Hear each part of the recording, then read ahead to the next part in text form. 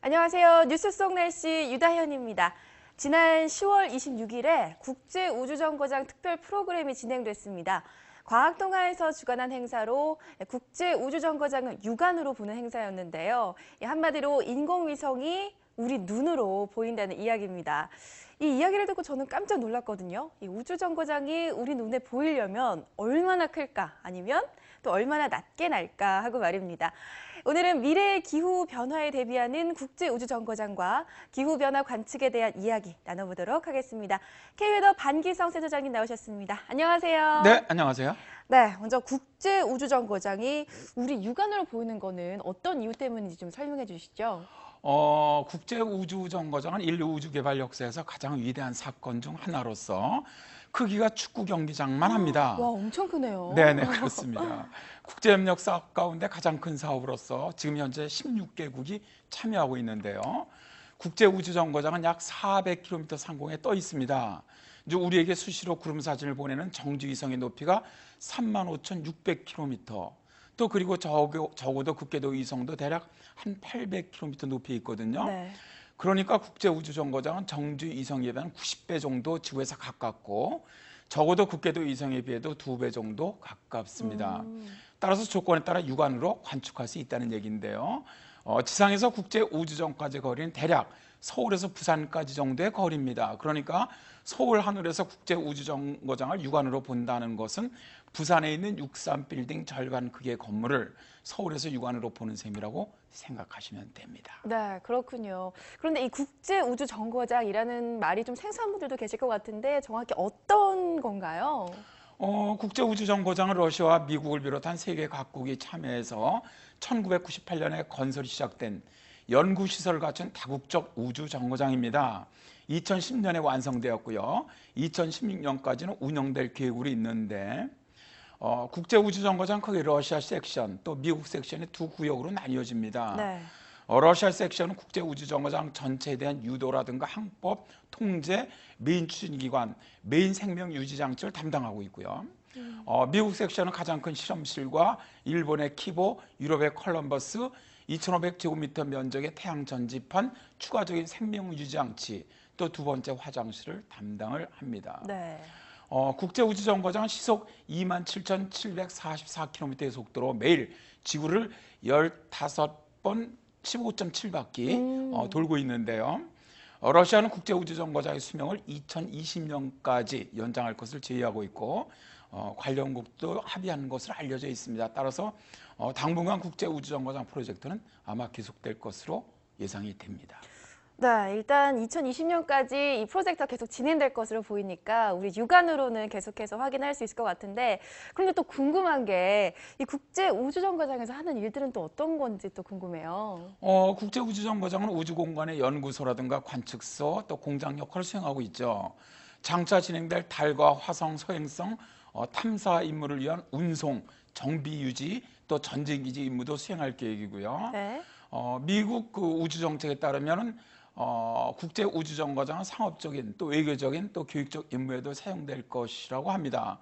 뭐 좀 더 구체적으로 한번 얘기해 볼까요? 네. 국제우주정거장의 가장 큰 장점은 우주공간에서 장기 체류가 가능하다는 점이죠. 이런 장점을 이용한 연구와 실험이 주류를 이루고 있는데요. 특히 탑승한 우주비행사들을 상대로 해서 우주공간의 무중력 상태가 인체에 미치는 영향을 연구하는 데 중점이 맞춰져 있습니다. 네. 이것은 향후에 화성이라든가 그너머 멀리 떨어진 천체 유인 탐사를 위해서 꼭 알아두어야 할 사항이기 때문이죠. 또 무중력 상태가 동식물에 미치는 영향에 대해서 연구하고 있고요. 나아가서 무중력 상황과 우주의 환경을 이용한 물리학 연구와 실험, 더 정확히 말한다면 소재공학 연구도 국제우주정거장에서 빼놓을 수 없습니다. 중력이 없기 때문에 지구에서 할 수 없는 이런저런 실험이 가능하고요. 또 우주공간의 소재를 노출시켜서 향후 우주 탐사에 사용할 소재들의 내구성을 테스트할 수 있기 때문입니다. 네. 부수적으로는 이제 우주공간의 우주선이라든가 우주먼지라든가 반물질이라든가 암흑물질들에 대한 관측도 현재 실시하고 있죠. 네, 그렇군요. 이 국제우주정거장에 있는 우주인 사실은 저희와는 또 다른 세상인 것 같으니까 그 공간 안에서 좀 지루하지 않을까라는 생각도 좀 들어요. 그 우주인들의 생활은 어떤가요? 국제우주정거장에서 하루는 아주 매우 바쁘다래요. 네. 국제우주정거장에서는 하루에 15번씩 해가 뜨고 해가 지는 걸 구경할 수가 있습니다. 와, 네. 그러니까 지구와 같은 낮과 밤 같은 개념은 없죠. 그러니까 이제 어떤 표준 시각을 정해놓고 거기에 따라서 움직이게 되는데 무중력 공간이라는 이점을 이용해서 선실 곳곳에 이렇게 침낭을 붙여놓습니다. 그래서 이제 그 안에 들어가 자고요. 네. 알람 시간이 울리면 이제 기상한 다음에 옷을 입는다 그래요. 식사는 이제 모두 비닐 포장에 든 건조식품인데 먹기 전에 이제 수분과 열기를 가해서 불려서 데워 먹는 방식을 택합니다.